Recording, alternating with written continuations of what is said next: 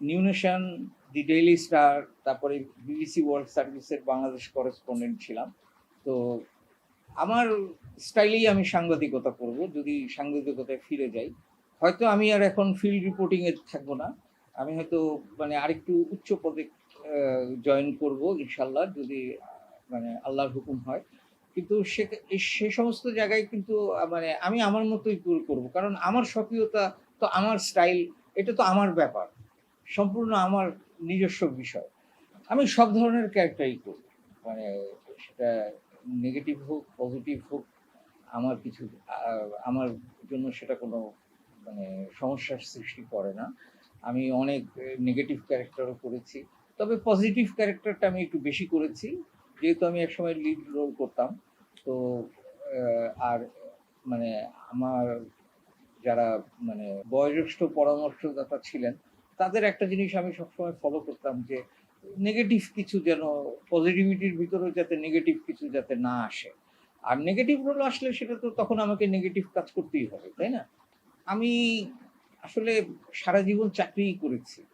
মানে অভিনয়ে full time অভিনয় কিন্তু আমি মানে করেছি, ১০-১২ বছর করেছি। কিন্তু আমার ওরিয়েন্টেশনটা কিন্তু চাকরি দিয়েই। সে সেনাবাহিনী থেকে, সাংবাদিকতা থেকে আমি ১৫.৫ বছর সাংবাদিকতা করেছি।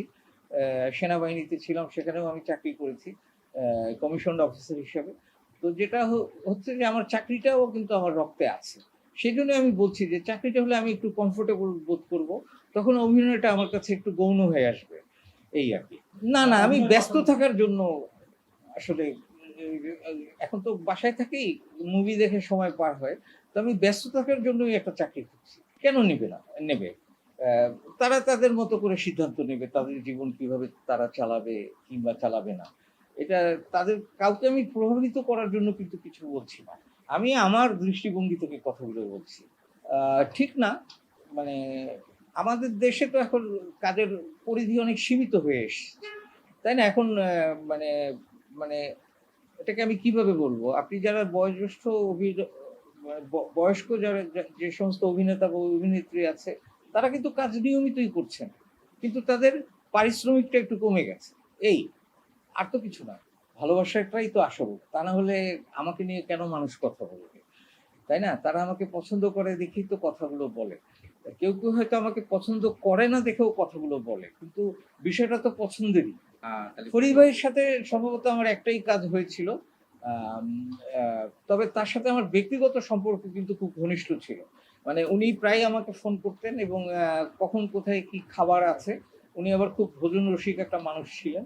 তো ওই সন্ধ্যার পরেই আমাকে ফোন করে বলতেন, "হাসান, তুমি যে সেদিন আমার বাসায় এসে একটা জিনিস খাওয়ালে, সেই জিনিসটা কোথায় তুমি পিজ্জা হাট থেকে কিনেছিলে।